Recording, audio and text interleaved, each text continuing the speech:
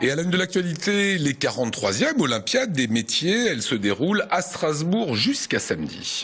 L'événement a été lancé en grande pompe hier soir au Zénith de Strasbourg. Spectacle aquatique, jeux de sons et lumières et orchestre musical. Les organisateurs n'ont pas lésiné sur les moyens. 49 métiers représentés, 838 jeunes concurrents et 2 jours et demi de compétition passionnée pour élire l'excellence. Les gagnants formeront ainsi l'équipe de France qui participera aux finales internationales de Sao Paulo l'été prochain. De la chaudonnerie à la coiffure, en passant par la plomberie et l'art floral. La pression est intense pour les candidats. L'équipe d'Alsace est la plus nombreuse avec 52 participants. Les épreuves sont ouvertes au public jusqu'à samedi 13h. On écoute le mot d'ouverture de Philippe Richert, président de la région. Merci de représenter ce soir la France. Vous êtes la France. Vous êtes ce qu'elle a de meilleur. Parce que votre jeunesse, mais aussi votre talent, la capacité de montrer votre enthousiasme dans ces métiers si différents.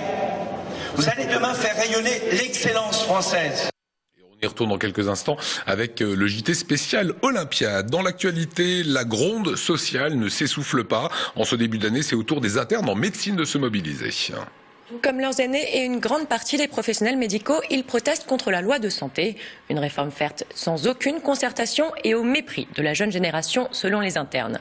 Généralisation du tiers payant, plein pouvoir donné aux agences régionales de santé, mise en danger de leur formation. Les motifs de mécontentement ne manquent pas. Les jeunes médecins lancent un appel à la mobilisation. À partir d'aujourd'hui, ils entament une grève illimitée pour exprimer leur ras-le-bol et faire entendre leur voix. Réaction du docteur Julien Langlais. Nous demandons d'une part une consultation large sur les points qui posent problème et puis surtout une véritable proposition qui rejoindrait une stratégie nationale de santé coordonnée et qui pose les vrais problèmes. Dans la loi de santé, il n'y a pas un seul mot sur l'hôpital public qui est un des grands malades du système de santé français. Il n'y a pas un mot sur les relations entre la ville et l'hôpital. Il n'y a pas un mot sur l'organisation des soins ambulatoires, c'est-à-dire des soins de ville. Et c'est ça qui pose réellement problème aux Français et aux médecins et au personnel de santé actuellement. Cette loi rajoute des problèmes, elle n'en résout aucun. Nous demandons à nous mettre autour de la table pour prendre réellement le taureau par les cornes de façon non dogmatique. La grève en elle-même, pour l'instant, se limite à des actions locales et on essaye de limiter l'impact sur les soins parce que cette loi, elle est d'abord en défaveur des patients. Nous ne souhaitons pas créer de la désorganisation dans l'hôpital public qui est actuellement en grande difficulté par ailleurs. Donc des actions locales, ponctuelles et une manifestation nationale qui sera probablement suivie de quelques jours de grève authentique, mais le 15 mars, ce qui nous permet de nous donner du temps de négociation avec les tutelles. Économie, les sources de Soulsmat sont implantées en Alsace depuis près de 150 ans et elles y ont acquis un savoir-faire unique. 32 employés, 23 millions de bouteilles produites par an, dont 15% à l'exportation. L'entreprise développe des techniques plus modernes pour produire au quotidien des boissons de qualité. Elle s'est notamment dotée d'un laboratoire de contrôle et d'une unité de recherche et développement pour concevoir de nouveaux produits. Fabrication, embouteillage, innovation, autant d'étapes dans lesquelles les sources de Soulsmat recherchent l'excellence. Jacques Sérillon, le directeur de l'entreprise, nous en dit plus. On est tout petit dans un univers de monstres autour de nous. Nous, on est assez agile. Une de nos valeurs, c'est les territoires, c'est l'Alsace. Donc là, c'est très important pour nous de se positionner alsacien. C'est pour ça qu'on a lancé d'ailleurs l'Alsace Cola. Et puis aussi, on fait beaucoup d'innovation et beaucoup d'export. C'est ça qui tire vers le haut et qui tire le développement de l'entreprise. C'est des discussions, on est proche de nos clients. Et puis les gens sont là. Il y a peu de turnover de nos employés. Donc les gens connaissent bien les clients. Et puis voilà, un jour, on a une idée, on en discute avec nos clients et puis on développe ça. La philosophie de l'entreprise, c'est une philosophie qui se veut ancrée dans le territoire alsacien. On a des valeurs aussi de nature. La nature, pour nous, c'est très important, puisqu'on embouteille la Lisbeth qui nous est donnée par la nature et qu'il faut absolument préserver, qui fait partie d'ailleurs de l'ensemble de nos produits. Et puis aussi, on est, voilà, pour nous, le client, c'est important. L'engagement auprès du client et auprès de tout le monde, c'est très important. Voilà, on veut être agile, on est une PME, on se doit d'être proche de nos clients et de répondre à leurs désirs. On parle souvent d'innovation produit, mais on peut parler d'innovation d'organisation, on peut parler de tout un tas de choses. Il y a bien beaucoup de choses à faire et il faut le faire quand on se porte bien et pas quand on se porte mal. Et voilà, donc on essaie d'anticiper tout le temps, d'avoir une stratégie à 3, 4, 5 ans. Nous, pour l'instant, on est sur un plan 2017 et on essaie de s'y tenir et d'anticiper les choses. Basket, petite baisse de régime hier pour les joueurs de la SIG. Ils se sont inclinés contre l'équipe tchèque de Nymburk. Les Strasbourgeois avaient pourtant très bien démarré la rencontre puisqu'ils menaient 23-9. Mais les Tchèques battus au Rhenus la semaine dernière se réveillaient et les deux équipes étaient à égalité à la pause. La seconde mi-temps verra Nymburk faire la course en tête. Plus rapide, plus adroit et plus agressif, les Tchèques s'imposent logiquement 72-66. Les Alsaciens manquent une belle occasion de prendre la tête de leur groupe. En déplacement à Kazan mercredi prochain, ils joueront surtout un match décisif au Rhenus le 10 février contre Saint-Pétersbourg. Ce soir-là, une victoire avec au moins 6 points d'avance sera impérative pour se qualifier pour les huitièmes de finale. Et on termine avec du sport mélodie. Bel exploit de l'Alsacien Pierre-Hugues Herbert. C'était à l'Open d'Australie. À Melbourne, le licencié du tennis club de Strasbourg s'est qualifié avec son partenaire Nicolas Mahut pour la finale du double messieurs de l'Open d'Australie. Premier tournoi du Grand Chelem de la saison. La paire française a battu le Croate Ivan Dogging et le Brésilien Marcelo Melo, tête de série numéro 4 en 3-7, 6-4, 6-7, 7-6. Une belle performance puisque depuis 2008, aucun duo français n'avait atteint la finale du tournoi. Pierre-Hugues Herbert, 109e joueur mondial, numéro 11 français, réalise là le plus beau coup de sa carrière. Il pourrait devenir le premier Alsacien à remporter un tournoi du Grand Chelem. Réponse dans la nuit de samedi à dimanche. Le Strasbourgeois et l'Angevin affronteront deux joueurs italiens pour tenter de remporter le double de l'Open d'Australie. Allez, on croise les doigts. On va retourner, si vous le voulez bien, retrouver Anna Britz. Elle est en direct, c'est le journal des Olympiades et des métiers.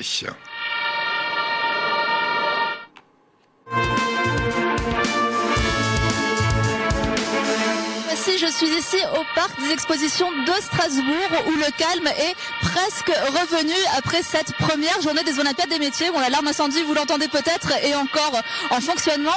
Donc là, je le disais, les épreuves d'aujourd'hui se sont finies il y a quelques heures. Ce sont derrière moi 49 métiers qui étaient représentés, 49 mini-entreprises qui ont été créées. Dans toutes ces mini-entreprises, des jeunes de moins de 23 ans se sont battus aujourd'hui pour réaliser des épreuves. Alors, quelle était l'ambiance ici? Comment est-ce que cela s'est déroulé? Je vous propose de suivre ce reportage de Marie Sicot et on se retrouve dans quelques instants en compagnie de Michel Guisenberg, le président de World Skills France, le comité d'organisation des Olympiades des métiers. Plus de 100 000 visiteurs sont attendus pour découvrir la cinquantaine de métiers présentés lors de ces Olympiades. Alors forcément, dès le début de la journée, dans les allées, c'est un peu la cohue, à la limite de la folie. Le top départ est lancé. Je déclare officiellement, personnellement, moi, Mario, les Olympiades des métiers ouvertes.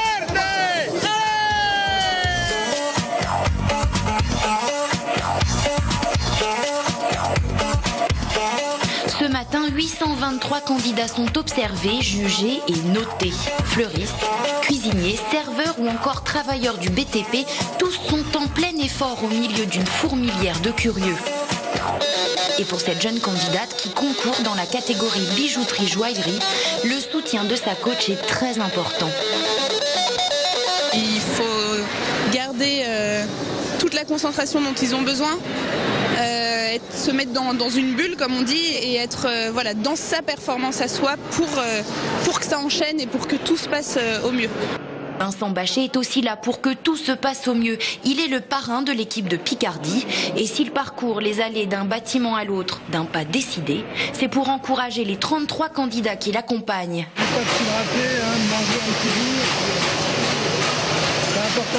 Ancien sportif, il soutient ces jeunes poulains comme de vrais athlètes de haut niveau. C'est des gamins qui ont vraiment eu un coup de cœur pour un métier et qui sont vraiment retrouvés, mis en valeur. Et pour eux, c'est vraiment une super carte à jouer. Essayer d'avoir une médaille d'or, puisqu'après, sur le CV, au niveau professionnel, ça peut vraiment leur apporter beaucoup. Et pour imiter ces jeunes prodiges, des stands permettent de s'essayer à certains de ces métiers. De quoi susciter des vocations? Voici les CP-CE1 de l'école primaire de Mundolsheim, en pleine dégustation. Et déjà, la tête pleine de souvenirs. J'ai aimé quand j'ai goûté le repas qu'ils ont fait. J'ai vu un pâtissier qui a fait de la pâte. J'ai appris plein de choses et comme ça, quand je serai grande, je pourrai faire les mêmes choses. C'est bien là tout le message porté par ce grand projet. C'est complètement dirigé à la fois vers la jeunesse, à la fois vers les métiers et à la fois vers l'avenir. Donc c'est complètement prometteur pour notre pays. Pour découvrir ces métiers de passion, les portes du parc des expositions sont ouvertes jusqu'à ce samedi.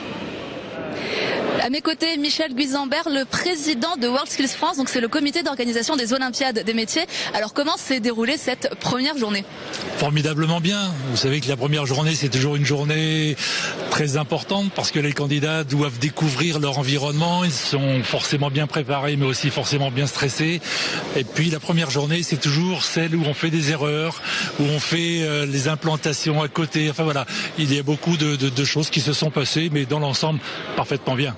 Qu'est-ce que ça représente quand on est candidat aux Olympiades des métiers, quand on est peut-être même champion pour sa vie professionnelle? C'est un vrai atout? Je ne connais pas de jeunes qui aient participé aux Olympiades des métiers, qui n'aient pas bénéficié sur leur cursus, sur leur CV, la possibilité de derrière, s'ils le souhaitaient, d'avoir une embauche, d'avoir des choses tout à fait extraordinaires. Et j'ai rencontré justement des anciens candidats tout à l'heure. Ils sont actuellement aux États-Unis, ils sont actuellement en Australie. Voilà, ils font des choses extraordinaires et ils sont recherchés.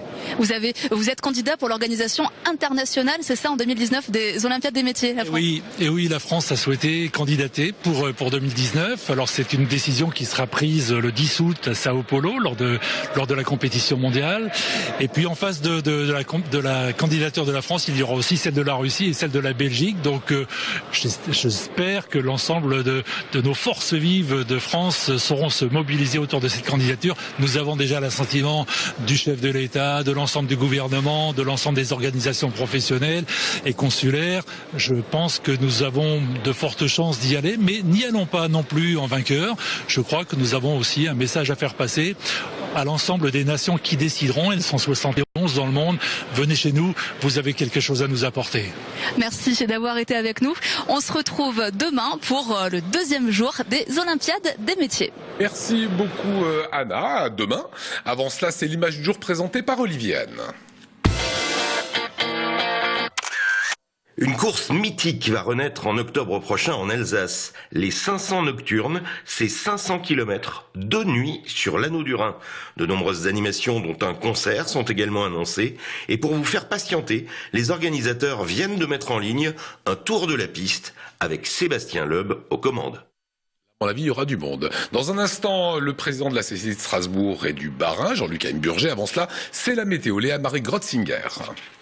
Embarquez pour une croisière dans la vallée du Rhin romantique. Profitez sans plus attendre de nos offres spéciales sur www.croisieurope.com ou dans votre agence de voyage habituelle.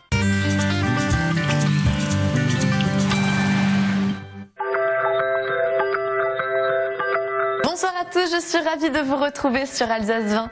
Demain matin, les précipitations neigeuses seront présentes dans le nord ainsi que dans le sud de la région. Malgré tout, elles épargneront une grande partie de l'Alsace où le soleil aura enfin la place de briller. En matinée, les températures seront toutes négatives, comptez -2 sur toute l'Alsace et -1 à l'est du Rhin. L'après-midi, c'est là que ça se gâte car pluie et neige tomberont par intermittence, surtout le pourtour du Rhin. Le vent aura cessé, ce qui permettra aux températures d'augmenter. Comptez 4 degrés sur la pointe nord de la région et 5 degrés sur le reste de l'Alsace. Samedi, le soleil brillera à l'est du Rhin. Les températures moyennes seront de 4 degrés pour toute l'Alsace, comptez 3 degrés dans le bas de Wurtemberg et 0 degrés pour le nord de la Suisse. Demain, nous serons le vendredi 30 janvier 2015. Nous fêterons les Martines. Le soleil se lèvera à 7h59 pour aller se coucher à 17h28. Nous gagnerons donc 3 minutes de soleil. Je vous souhaite un excellent moment sur Alsace 20.